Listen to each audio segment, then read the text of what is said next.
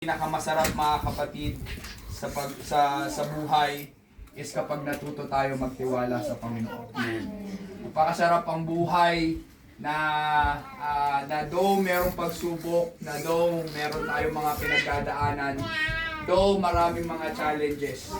Pero the greatest thing in our walk with God is for us to learn na nandyan ang Panginoon. Na maramdaman natin, praise God, even in our days, na hindi tayo iniwan ng Panginoon kahit anong oras. Praise God. So sa gabing ito mga kapatid, as we celebrate this day, hindi lang sa celebration, praise God, ng birthday ni Mark J.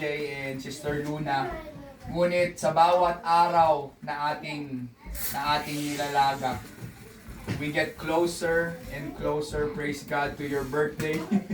Amen. Naging wiser and wiser din tayo sa ating buhay. Praise God. Kaya isang magandang bagay mga kapatid, na